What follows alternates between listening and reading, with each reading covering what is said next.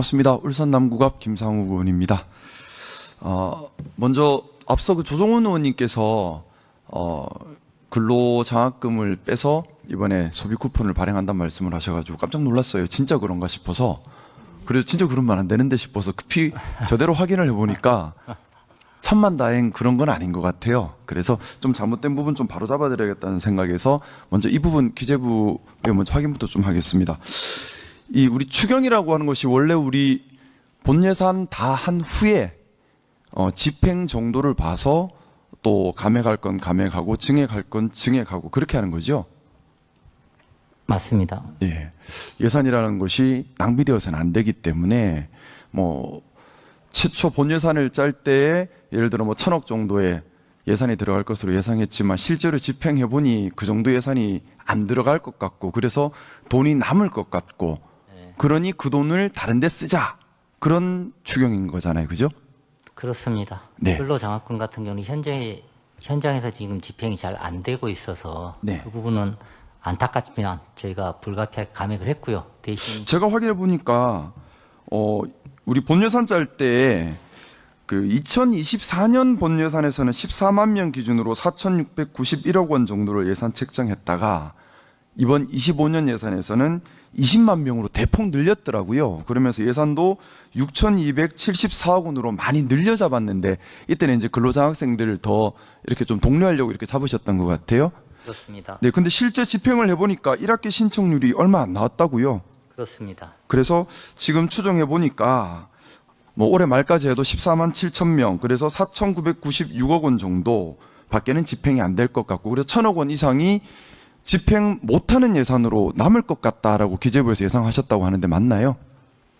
그렇습니다. 네, 통상 이렇게 예상하면 거의 그렇게 가는 거죠. 네.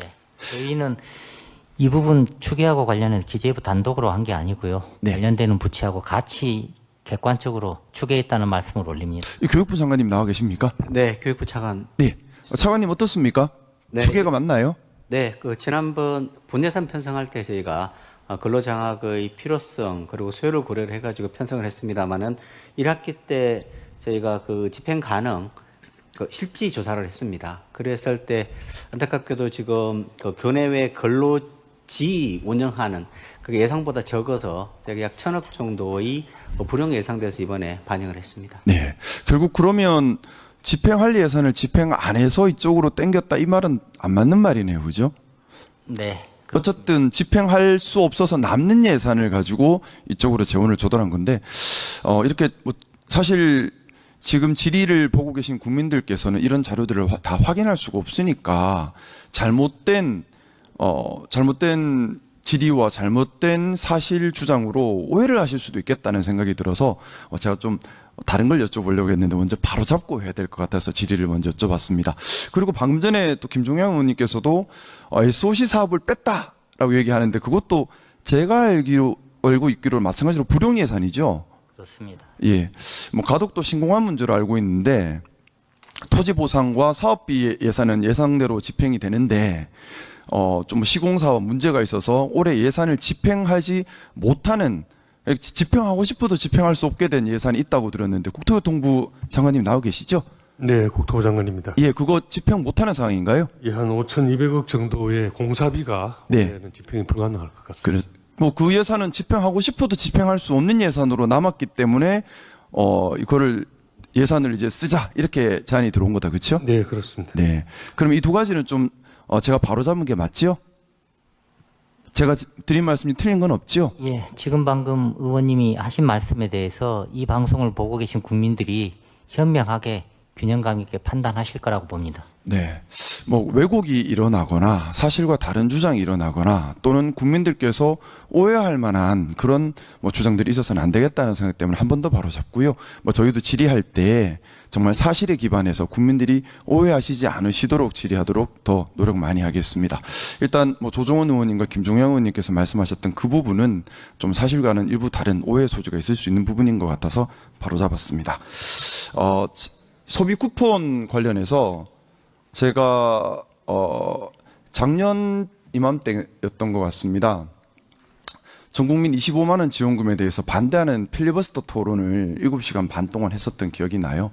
그때 반대할 때 반대 논구가 첫 번째는 헌법이 위반된다. 취지는 행정부에서 예산을 짜서 국회는 그것을 감액 심사하는 것이 헌법 취지에 맞다.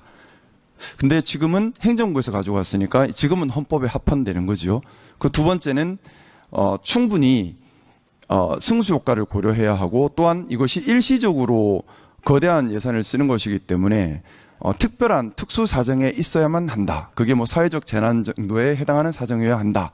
하지만 작년 6월, 7월이 과연 사회적 재난인가에 대한 의문이 있다. 이런 취지로 제가 그때 좀 반대를 했었어요. 근데 저는 좀 지금은 사회적 재난 상황이라는 생각이 듭니다. 지금은 소비 쿠폰이 필요하다는 생각이 드는데 지난 대선 기간 때 동대문 야시장에 방문했던 기억이 납니다. 그때 상인들께서 그 말씀을 하시더라고요. 12월 3일 이후에 관광객과 매출이 완전히 사라졌다. 그리고 지역시장이나 여러 군데 방문하면 자영업자들 다 하시는 말씀이 12월 3일 이후에 너무나 살기 힘들어졌다. 그리고 그 시간이 짧지 않았습니다. 정상적인 사회로 돌아오는데 6개월이 걸렸습니다. 좀 12월 3일 일이 있었다 하더라도 우리가 선동이나 아니면 음모론의 진영 갈등을 겪지 않고 좀 빨리 제도가 정상적으로 기능했다면 그렇게 자영업자들과 서민들이 겪는 고통의 시간이 반년이라는 긴 시간일 필요가 있었을까? 이 부분에 대해서 정치를 하는 한 사람으로서 무한한 책임감을 느낍니다. 사실 12월 3일 이후에 그 후 6개월 동안 있었던 이 사회적 재난은 우리 정치가 만들어낸 사회적 재난입니다. 국민들을 받들고 모시고 더 행복하게 해달라고 정치를 맡기셨는데 정치가 제대로 기능하지 못해서 사회적 재난을 일으켰고 6개월 동안 처참한 서민경제 파탄 상태를 만들었습니다. 그 피해를 그분들의 탓으로 돌릴 수는 없다고 생각합니다. 마치 수해가 났을 때 국가 전체가 나서서 수해 이재민을 돕듯이 12월 3일 이후에 서민들과 자영업자들이 겪고 있는 이 사회적 재난은 국가가 특히 우리 정치권이 책임이 있다고 생각하고요. 그런 의미에서 좀 묻고 싶습니다. 이번에 집회 가는 소비 쿠폰, 뭐 4개월로 시간 제한을 두고 하는 것들이 결국에는 저축을 한다든가 이렇게 쓸 것이 아니라 말 그대로 소비 부향, 우리 내수 경기가 많이 위축돼 있지 않습니까? 그것 때문에 경제 성장률에 대한 전망도 점점 낮아지고 있고요.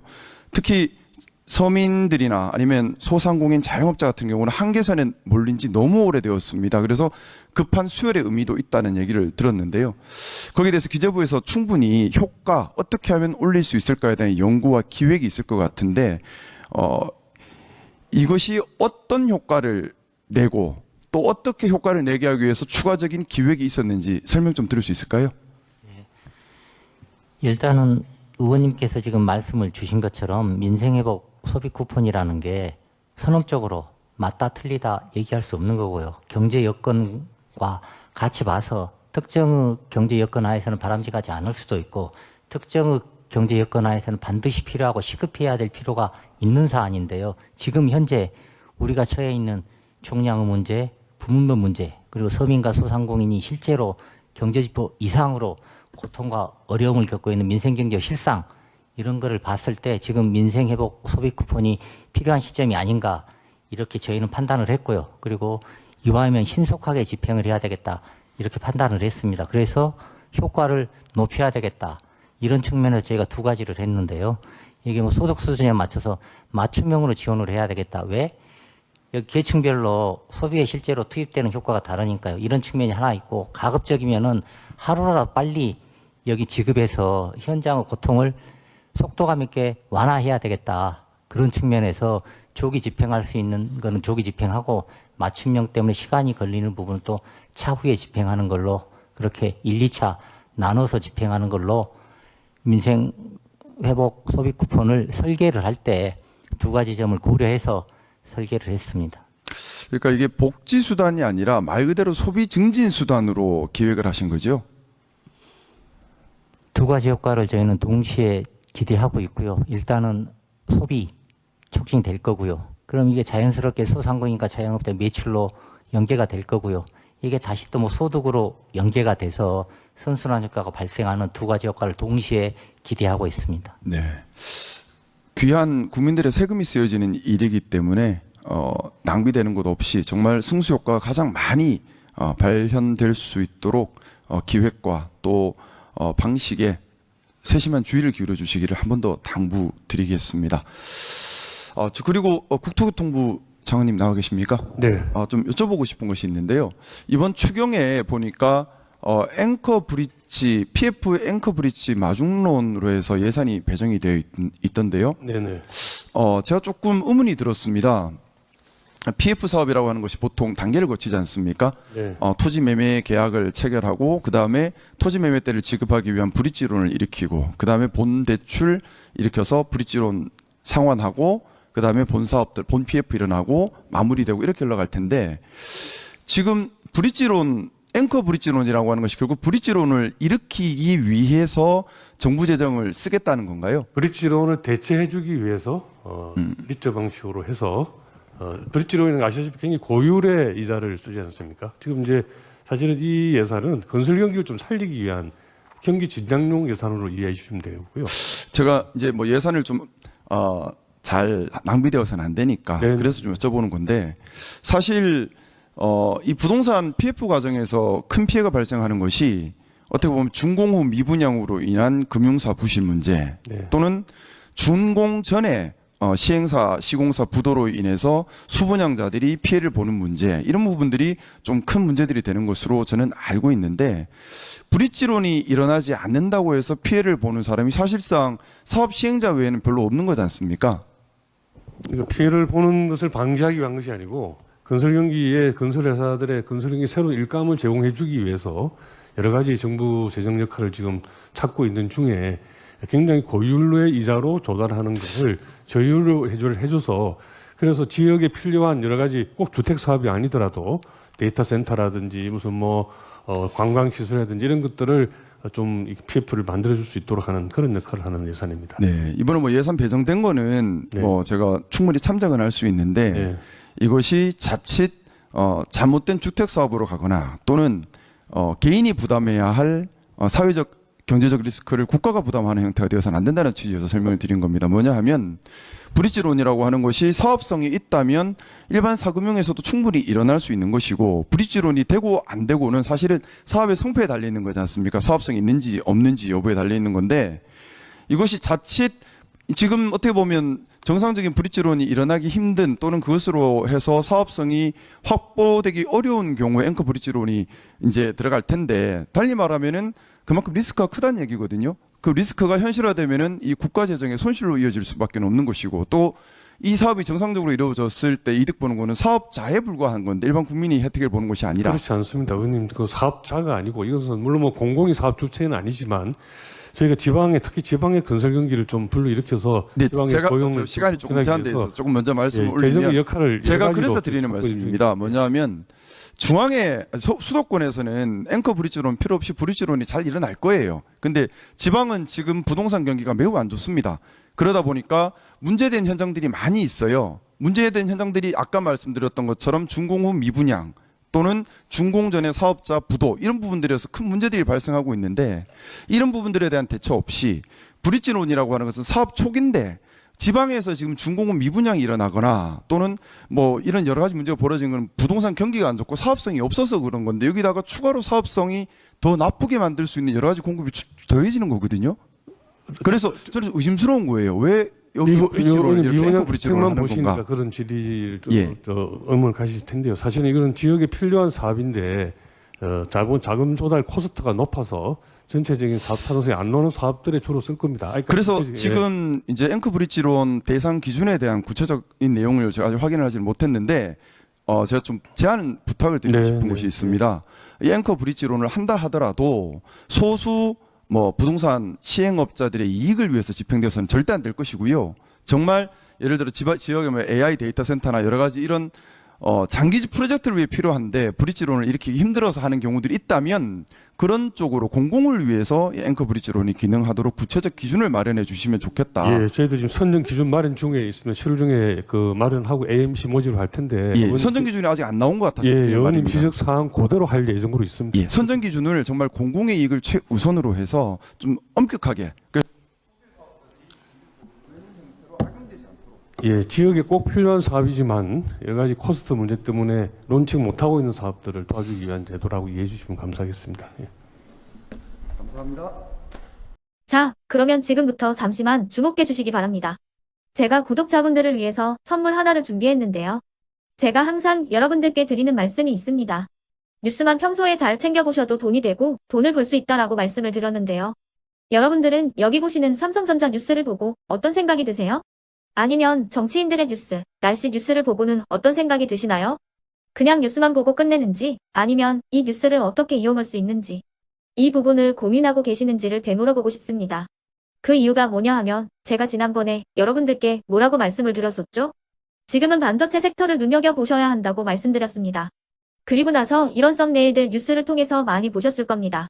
반도체 내용이 이슈가 됐을 때 부자들은 어떻게 생각한다?